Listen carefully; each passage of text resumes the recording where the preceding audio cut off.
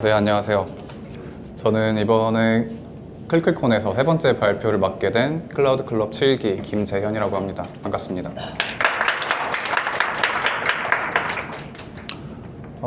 전 앞서서 두 분께서 정말 알찬 내용 발표해 주셨는데 제가 이번에 발표할 내용은 약간은 제네럴하지 않은 그런 특이한 케이스에 대해서 발표를 하려고 합니다. 네. 그리고 저는 파트리지 시스템즈라는 스타트업에서 데브옵스 엔지니어로 1년차 엔지니어로 지금 일을 하고 있고 클라우드 클럽 새싹 7기입니다. 목차는 이렇게 다음과 같은데요. 일단 쿠버네티스와 워크로드에 대해서 간단하게 설명을 드리고요. 그리고 스테이트풀 워크로드란 무엇인지, 그리고 이러한 스테이트풀 워크로드를 어떻게 우리가 마이그레이션 할 수 있는지에 대해서 하나의 전략에 대해서 소개를 드리려고 해요. 일단 쿠버네티스란 뭘까요? 저희가 많이 들어본 단어인데 사실상 오늘날의 IT 시스템에서의 도커나 어떤 컨테이너 기술은 하나의 표준으로 자리를 잡고 있습니다.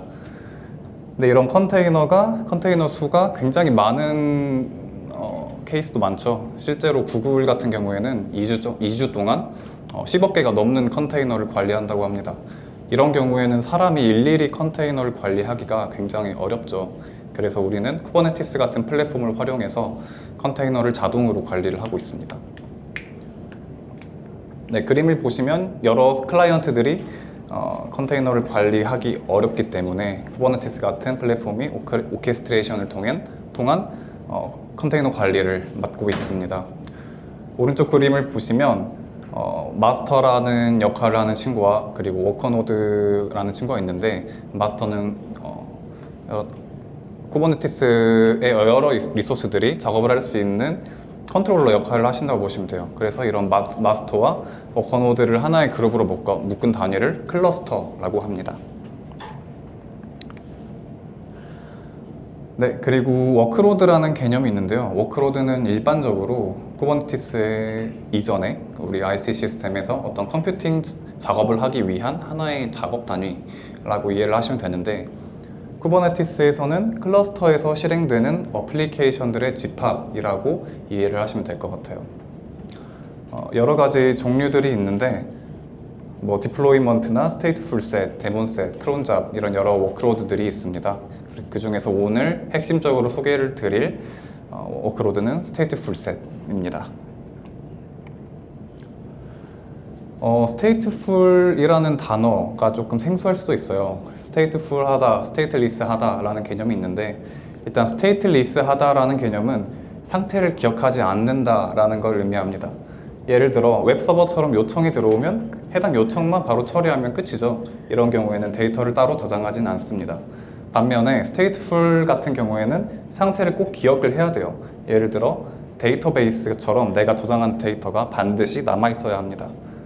데이터베이스, 메시지 큐, 사용자 데이터를 저장하는 앱 같은 경우에 스테이트풀하다라고 할 수가 있습니다. 그래서 스테이트풀 워크로드의 특징은 각각의 파드가 고유한 이름과 데이터를 가지고 있습니다. 그래서 파드가 재시작되어도 예전 데이터를 그대로 사용할 수 있는 거죠. 그림을 보시면 컨테이너가 이 persistent 볼륨과 연결된 모습을 볼 수가 있습니다. 그래서 쿠버네티스에서는 스테이트풀 셋이라는 워크로드로 이러한 스테이트풀한 어플리케이션들을 관리를 하고 있습니다. 쿠버네티스에서 스테이트풀 워크로드를 관리하는 대표적인 방식이고요.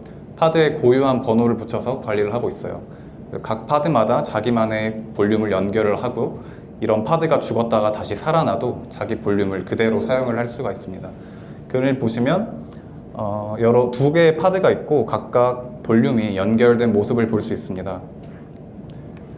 여기서 하나의 파드가 죽어도 그 파드는 기존에 있던 볼륨과 연결이 돼서 데이터를 그대로 사용할 수 있는 그런 구조를 가지고 있습니다. 그렇다면 클러스터에서 이런 스테이트풀 워크로드를 마이그레이션 한다는 과정을 한번 해볼게요. 이런 경우에는 도전 과제가 몇 가지 있는데 사실 이런 스테이트풀 워크로드는 쿠버네티스의 설계와 기본적으로는 상성이 잘 맞지는 않습니다. 쿠버네티스는 기본적으로 동적 리소스 모델을 가지고 있는데 모든 리소스는 언제든 생성되고 삭제될 수 있습니다. 예를 들면 하나의 노드는 언제든지 다른 노드로 대체가 될 수 있고요.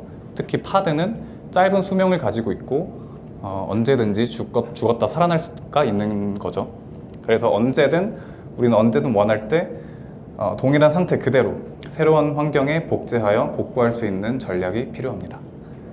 그리고 이런 전략을 가지기 위해 고려해야 할 세 가지는 리소스 정의 보존, 데이터 일관성 확보, 스토리지 환경 의존성 관리를 핵심으로 생각할 수 있을 것 같아요. 그래서 스테이트풀한 워크로드는 어떻게 보면 데이터와 연결된 앱이라 옮길 때 데이터 유실, 서비스 중단, 환경 여러 가지 복잡한 문제가 발생할 수 있어요. 그래서 이러한 문제를 우리가 충분히 고려하여 좋은 방법으로 마이그레이션을 진행을 해야 합니다.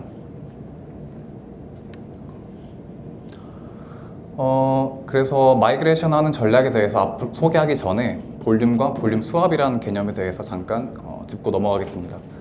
일단 볼륨이란 쿠버네티스는 볼륨이란 저장 공간을 따로 만들어서 파드가 죽어도 데이터를 유지한다고 설명을 드렸습니다. 대표적으로 persistent 볼륨 그리고 persistent 볼륨 클레임 줄여서 PV와 PVC를 활용해 데이터를 안전하게 보관을 하고 있습니다. PVC는 파드와 직접적으로 연결되는 일종의 요청 같은 리소스라고 이해하시면 되고 PV는 실제 볼륨, 즉 데이터를 직접 저장하고 있는 리소스라고 이해를 하시면 될 것 같습니다. 이건 실제로 볼륨을 PVC를 가져와 봤는데 그림을 보시면 대부분 다 데이터베이스죠. 뭐 카프카라든지 RabbitMQ, 포스트그리스 SQL, 클릭하우스, 뭐 레디스 같은 데이터베이스가 이런 식으로 PV와 PVC를 가지고 있습니다. 그리고 이런 어플리케이션들을 스테이트풀하다라고 하는 거죠. 실제로 그 PVC를 조금 더 디스크라이브 해보면 이런 식으로 관리가 되고 있고요. 여기에 뭐 캐파시티는 8기가의 저장 용량을 가지고 있다. 뭐 이런 식으로. 그리고 액세스 모드는 RW5 모드다. 뭐 이런 식으로 관리가 되고 있고요. 그리고 파드를 디스크라이브 해보면 밑에 있는 볼륨이 이제 실제 파드가 어떤 PVC와 연결이 되어 있다를 알 수가 있고 위쪽에 이 마운트 경로에 해당 PVC가 마운트가 되어서 실제로 파드 안에서 데이터에 접근 가능하다라고 이해를 하시면 될 것 같아요. 그럼 이렇게 볼륨에 대해서 알아봤는데 볼륨 수압이란 어떤 개념일까요? 말 그대로 기존 워크로드의 볼륨을 새로운 볼륨으로 교체를 하는 기법을 말을 합니다. 지금 보시면 그림처럼 파드는 PVC와 연결이 되어 있고 PVC는 PV와 이제 엮여 있겠죠. 이때 새로운 PVC와 PV가 등장을 하게 된다면 파드를 새롭게 등장한 PVC에 연결하는 방법을 볼륨 수압이라고 합니다. 이렇게 되면 해당 파드는 마치 전혀 다른 데이터를 가진 데이터베이스처럼 활용을 할 수가 있는 거죠. 그래서 이런 개념을 사용해서 우리는 스테이트풀한 워크로드를 마이그레이션을 할 예정입니다.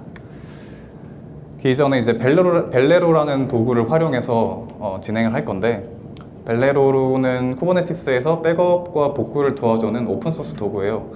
굉장히 표준적으로 많이 요즘 사용을 하고 있는 것 같은데 기본적으로 백업, 복구, 마이그레이션 이 세 가지 분야에서 굉장히 광범위하게 사용을 하고 있습니다. 간단하게 벨레로가 어떻게 백업을 하는지 대해서 플로우를 조금 설명을 드릴 건데 일단 사용자가 CLI 명령어를 통해서 백업본을 생성을 한다고 요청을 보내면 이 클러스터 안에 있는 백업 컨트롤러라는 친구가 쿠버네티스 API 서버에 요청을 보냅니다. 그러면 API 서버는 etcd에 저장된 쿠버네티스의 메타데이터를 가지고 백업본을 만들어서 그 그림에 있는 가장 바깥쪽에 저 클라우드 같은 모양이 있죠. 거기에 있는 이제 오브젝트 스토리지, 뭐 예를 들면 AWS3 같은 저장소에 백업본을 저장을 하게 됩니다. 복구하는 과정도 똑같은데요. 그 CSI 저장소, 그 오브젝트 스토리지에 있는 저장소를 그대로 복제본을 다운을 받아서 API 서버가 그대로 메타데이터를 복원하는 그런 구조로 리스토어를 하게 됩니다. 그래서 조금 더 그림으로 다시 정리를 해보자면 위쪽에 있는 이제 클러스터가 우리가 백업을 할 클러스터, 밑에 쪽에 있는 클러스터가 복원을 할 클러스터인데요. 여기 네모가 우리 이제 벨레로 서버고요. 사용자가 벨레로한테 뭐 백업을 만들어줘 라고 요청을 보내면 이 API 서버한테 요청을 보내서 데이터를 백업을 하고 해당 데이터를 오브젝트 스토리지에 저장을 하게 됩니다. 그리고 복원을 할 때 이 벨레로가 오브젝트 스토리지에서 백업본을 가져와서 API 서버에 다시 요청을 보내서 복원을 하는 그런 흐름입니다. 결과적으로 백업 클러스터에 있는 모든 리소스를 그대로 리스토어 클러스터에 복구한다 라는 흐름인 거죠. 그래서 이런 볼륨 수압을 활용한 아까 설명드렸던 볼륨 수압을 활용한 마이그레이션 사례에 대해서 소개를 드릴 건데 크게 세 가지 방법이 있는 것 같아요. 같은 네임스페이스에 다른 릴리즈로 이전하는 방법, 다른 네임스페이스에 같은 릴리즈로 이전하는 방법, 그리고 아예 다른 클러스터로 이전하는 방법, 이렇게 구분할 수가 있을 것 같은데 제가 오늘 소개드릴 전략은 가운데 있는 같은 네임스페이스에 다른 릴리즈로 이전하는 방법에 대해서 소개시켜 드리겠습니다.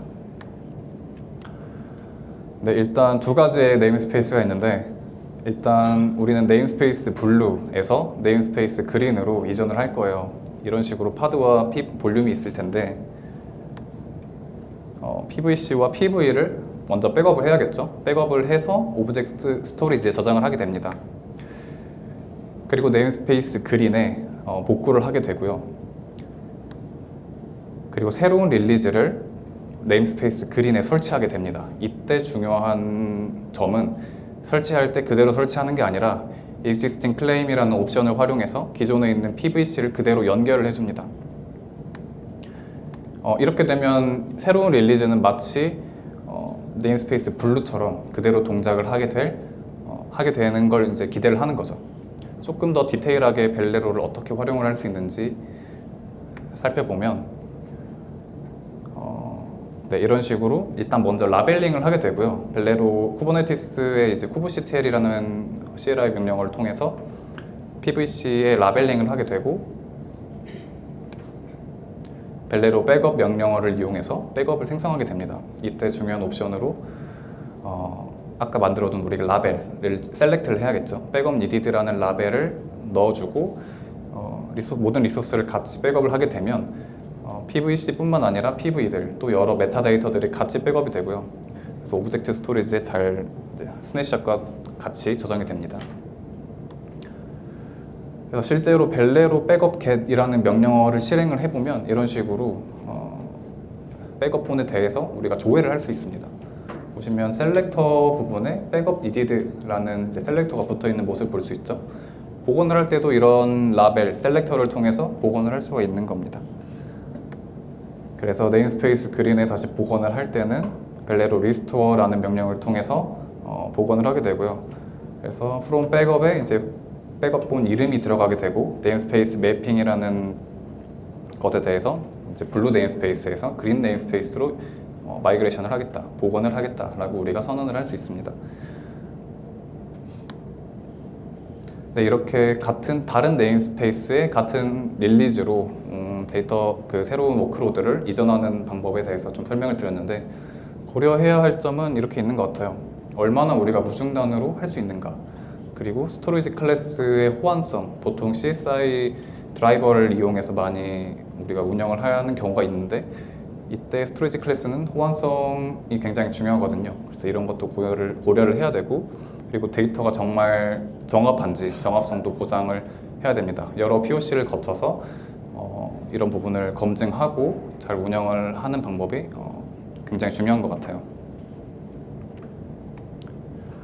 네, 이렇게 오늘 마이그레이션 하는 방법에 대해서 소개를 드렸고 일단 질문사항 받고 마치도록 하겠습니다.